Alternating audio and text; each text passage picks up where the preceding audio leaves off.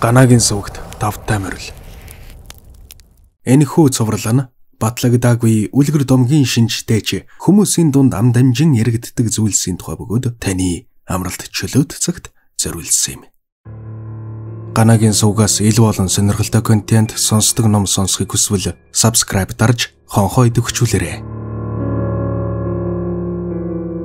Сэлэнг мөрний загсан бэлхүүстэй охинд далавч ургачээ. Домог булганд бол далай тэнгис ус мөрнүүдэд бэлхүүснээсээ доошо загсан сүлтэй л усын охин байдаг тухай өгүүлсэн байдаг. Соцнигмийн үеэс гуртын дэвлэнд хуучин бэрваацтайгаа насаараа усчин хийсэн авир мэдгүй сэлэнг ээжин их усанд загсан бэлхүүстэй охин байхыг нэг усудаа харснаа ам шүд алдан баталж билээ. Лусын охины тухай үлгэрийн номыг наснаас олон уншсан мань мэтэн ийм юмд юу гэж итгэв. Гэхдээ тоглоом найргаа болгон өвгнийг цаашлуулж та чин залуудаа алтан загас ураад баахан хүслээ биелүүлж байсан гэлүү гих зэргээр явуулна. Өвгөн үүнд их л гомдсон янзтай. Та нар л үлгэр домог гэдэг болохоос үнэхээр тийм амтан байдгийг би хоёр нүдээр харж үж идэгсэн юм гэдэг байжулээ. Өвгнийг залуухан эд 25 та байх үед нэг ийм явдал тохиолдож гинэ. Мөрний ирэг дээр зүүн аймгаас нэг айл нүүжрээд зусаж байхыг сонсоод авир мэдгүй шар тохон араар бэрваацтайгаа хөвж явдал нөгөө айлаас нэг охин гарч ирээд усны хөвөн дээр хувцаа тайлж гарч гинэ. Өвгөн бургасны араас Америкэн харж байтал тэр охин хувцаа тайлаад ус руу үсрэн ормогцоо бэлхүүснээсээ доошо загасны хайрс шиг гялалцсан том сүлтэй болоод явчих шиг санагдаж гинэ. Авир мэдгүй тэр үед усан дор бараг л хоньны толгой мөлждөг шахуу сүрхий шамбдаг байсан. Болохоор бэрваазнаас өсрээд сэлэнгийн зээл рүү шамбучгаж. Тэгээд усан доогуур нилээ ойртож очиод харсан чинь яг загас шиг сүлтэй номногоо нүдтэй охин өөрийг нь олж хармагцаа хоёр гараараа хөхөө дараад сандран дээшээ хөвөд явсан гэдэг. Авир мэдгүй ачаараас нь даган усны мандал дээр сэлжээ гартал нөгөө охин нь аль хэдийн ирэг дээр гарчихсан хувцаа хамж тэврээд гэрлүүгөө гүйж явсан байна. Загсан сүл нь халах болчихсон байсан гэдэг. Түүнээс хойш авир мэдгүй шар тохон хөвөрөө байн нууцаар ирж үл мэдэгдэх охины усан дормогцоо загсан сүлтэй болохыг сэмхэн хардаг болсон гэдэг. Сүүлдээ авир мэдгүй тэр охины гэрээр орж аав ээж ах нартай танилцсан боловч цаад уул нь охиныхоо хажин хөврлийн талаар юу ч мэдэхгүй байгааг анзаарсан байна. Охин өдөрт нэг удаа заавал усанд орж бэлхүүсээ загасны хэлбэрт оруулдаг зуршилтайг сүүлдээ мэдэж тэр үед нь байн гэрж чимээг вардаг болжээ. Тэр хажуу охины эзэгийнхэн түүнийг төрөлхийн хэлгүү гэсэн тул усан дормогцоо өрдөг ер бусын байдлын талаар түүнтэй ганцж өсөлж чадахгүй байсаар намар болгожээ. Намараар ойхон уулын мод тэр аяараа шарлан бог ид урамдаж байх үеэр нөгөө хажуу охин сург болгуулж тэр хавийн хүмүүс ойховч усны эрэг хөвөө замнан бөөн эрэл хайгуулвалсан боловч олж чадсангүй. Түүний хаа нэгтэй усны эргүүлэгт ороод живж өгсөн байх гэсэн яриа гарахад энэ цуугинд ганцхан авир мэдэл идэхгүй үлджээ. Гэвч түүнээс хойш 10 жил өнгөрөхөд загсан бэлхүүстэй охин ганц ч удаа харагдсангүй. Харин 10-аад жилийн дараа авир мэдийг нэг шөнө усны хэмжээ авчгаад заваа аргамжиж байтал арлын хажуугийн усан доороос загсан сүлдээ эм хүний дүрс ус пал хийлгэн гарч ирснээр эргээд орчихсон гэдэг. Үүнээс хойш нөгөө охин энд тэнд хэдэн удаа авир мэдэд харагдсан боловч түүнд ойртож ирсэнгүй. Сүүлдээ авир мэд хэдийгээр социализмын үзэл сурталын үе байсан боловч лусын охин байдаг гэдэгт итгэж сэмхэн тэр загсан сүлтэд залбирдаг болсон байна. Зөвхөн ганц тэрч биш сэлэнгийн их усны хөвөөдгөн амьдардаг өөр хэдэн үн загсан сүлтэй охиныг болж харсан боловч хүн амьтанд мэдэгдэж сүр дүүлэн болох нь байтугай шүтэн биширч далдуур сүсгэлдэг болсон гэдэг. Харин 90-ад оны ихэр усны охин генет үзэгдэхэ болж түүнээс хойш дахиад 10-ад жил түүнийг хинж болж харсангүй. Гэтэл саяхны нэгээр авир мэдгүй өвчүүн завтай ус хадалж яваад хэсэг бургасан дунд ортол генетхэн хон шовоо цочин далавчаараа усаалгадах чимээ гарч гинэ. Түүнийг бургасан дундаас гарч ирэхэд өмнө нь загсан бэлхүүстэй ар нуруунд дээр хоёр доловчтой нүцгэн өхөн жигүүрээ жуухан дэвсээр усны мандал дээгүр хөөрөөд хачин жимээ гарган эсгэрснээ шуган гүн рүү ороод алгуулчихж. Өвгний нэрийг сонсоод гайхах сэтгэл төрснө нуух юм. Учир нь авир мэдгүй бол харвагаасаа л усчин хийж ам зууснаас биш сургууль соёлж төгсөөгүй ганцж ном гарчиглаж уншаагүй хүн билээ. Тэрээр ингээдлээ уран сэтгэмжлэн зохиож чадна гэж байхгүй учраас өвгний ярианд ямар нэгэн үнний хөв байж бас магадгүй. Сэлэнг аймгийн мөрний хөвөнд ойр амьдардаг бусад улс амьтнаас энэ тухай асуувал ерөн дээр үс нэг тиймэрхүү загсан сүлтэй охин харагддаг тухай хуучаараа хүмүүсийн дунд байсан юм шүү. Харин загсан бэлхүүстэй мөртлөө усны шувуу шиг жигүүртэй хажи амьтны талаар бол огцон сог юм байна. Наад түүхийж ярьсан хүн насаар хэд хүрчээвэ хүн бэ гэж асууж байлаа. 60 гарчсан хүн ярьсан гэж хэлэхэд Тэд толгойс эксэрхээс өөр үг хэлэхгүй байлаа. Хүн игээд амьтны 9 үсийн хувирлын тухай олон ном зохиол шүүрдэж үзвэл нэг сонин баримт анхаарал татна. Одоогоос ердөө 2 жилийн өмнө амар мөрний шугууд загасчилж явсан загасчин Савальяв гэгч шөнөөр мөрний гаталж явтал толгой дээгүүр нь хүн шүглдэх мэт хажин жимээ гараад 2 мөрөндөө том доловчтай тэгсэн атлаа загасных шиг сүултээ нүцгэн хүн усны мандал дээр бууж байх нь сарны гэрэлд тод оос тод харагдсан тухай хажин ярилцлага Оросын Аивсон твлэгдсэн байх юм. Авир мэдвэ Оросын Аивсоныг олж унших нь байтугай Монгол ор хүртэл ганц үг гарч иглэж чаддаггүйг дээр дурдсан билээ. Мөн гургуулдаг төрөвч 9 үсгийн явдлууд номноос зохиогч Хандмаа.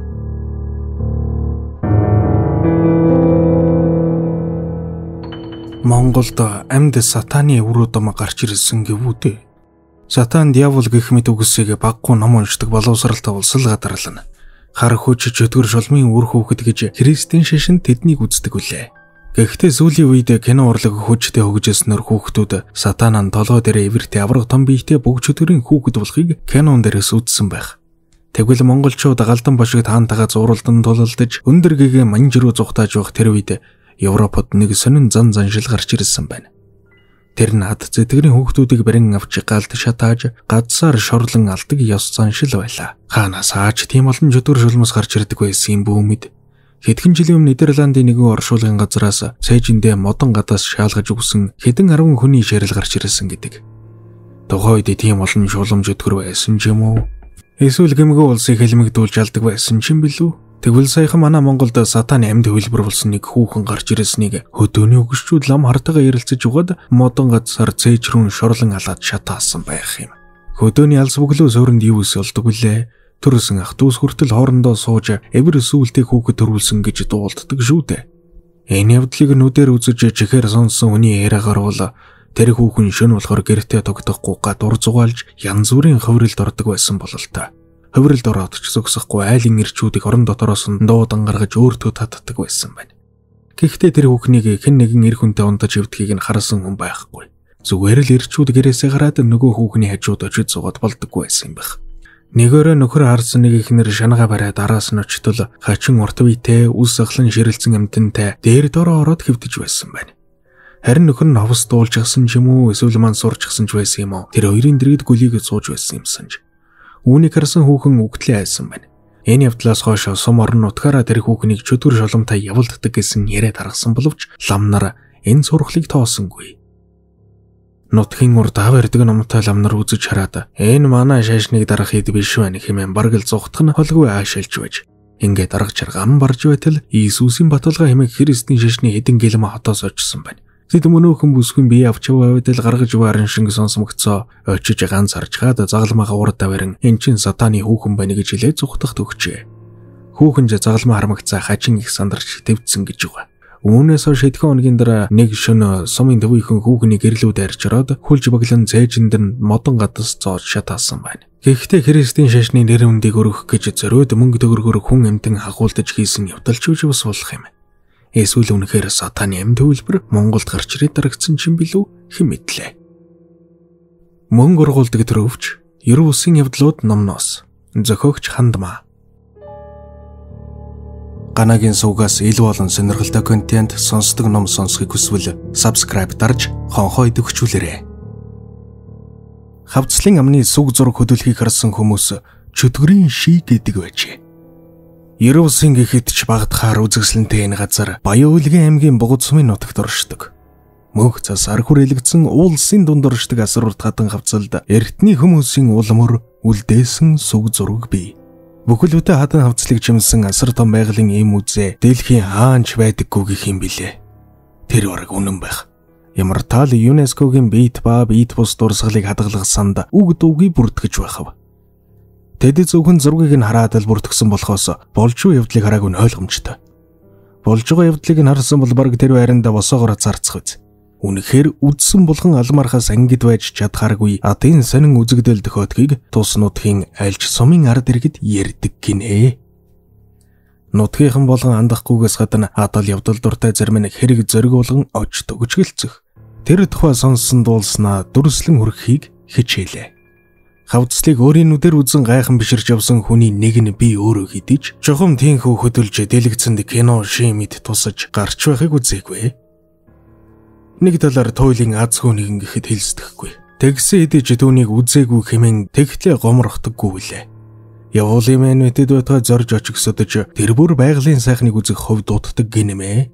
Тэрхүү он сонирхолтой үзэгдэл жилд хэдхэн тохиодгийг бодоход тэгхээс чарахгүй юмдгүү та. Тэргэл зарт өдргийнхийг утгад шиний нэгэн дэл үзэгдэж харагддгийн болов. Нутгийн ахнаар анчдал хаяг сонин зүйл хөөрөлддөг байсныг хүүхэд байхдаа сонсноо өнөөхөр мартдаг юм. Яг тэгэхээр дэндүү сонирхолтой бараг итгэмээргүйгээс тэр байх л та. Байгалийн чухам ямар үзэгдэл тохиолдоод байгааг нь шинжлэх ухааны үүднээс бүрэн тайлаагүй ч юм уу аль эсвэл үе сонсоогүй уншаагүй ч юм дэнэ. Сургуулиар олж авсан боловсрал мэдээлгийнхээ үүднээс дотроо дүгнэх гэж үзвэл гэрлийн хугарлын үзэгдэл байх магадлал маш өндөр. Өөр юу ч байх үлээ дээ. Тэргэл саран үүлтэй шин тусахта тэрхүү ер бусын үзэгдлийг кино шимэт бодит дүр сулган харуулдаг байж бас болох юм. Үүлэн дунд саран цэглэхийг харж ажиж явсан хүн л гадарлана. Саран ер бусын гихээр хурдан цэглэж байдаг шүү дээ. Яг тэр үед тентхийн зурагт дүрслэгдсэн амтан болгон амиурдаг гэх юм билээ. Манай нутгийн анчин Баатаргуайн хэлсэн ярьсан зүйл одоо хүртэл цээжний цаана тодрон байна. Би бугтад аргил янгирийн анд явлаа. Нутгийн 3 анчинтай явсан юмдаг. Хавцлыг ямар мэдэхгүй биш багасаа л олоод очиж үзсэн. Харин тэгэхэд ёстой л үзээгүй үзсэн юм. Тэр 3 анчин манай нагц нар байсан юм л да. Би дандаа төхөж очиод амархаар зэхэв. Үдшийн бүрий тасарсан намрын хүйтэн өрөө болохоор хавцл барааталгүй яхав.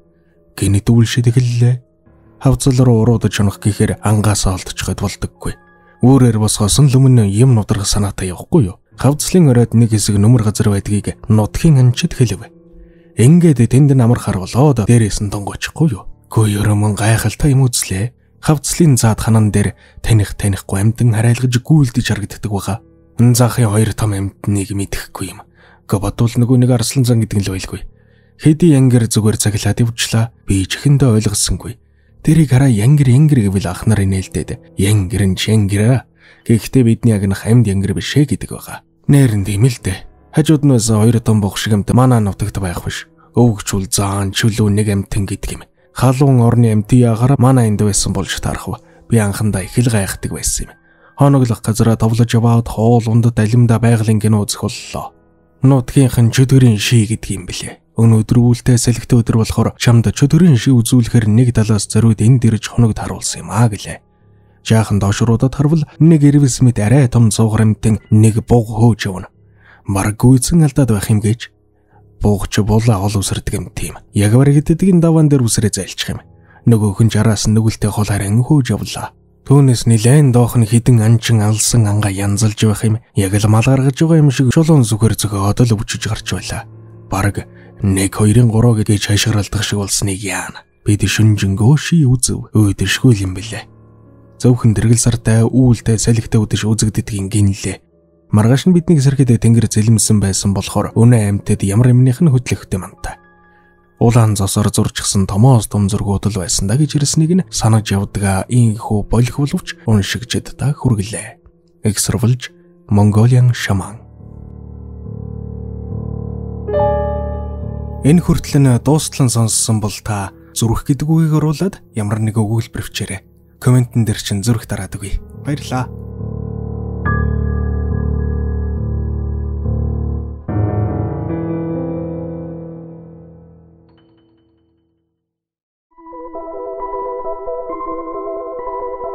Та Ганагийн сувгийн контентыг үзлээ. Лайк, шеэр, сабскрайб хийгээ битгий мартаарай. Чанартай дууралт, чанартай бичлэгийг зөвхөн Ганагийн сувгаас.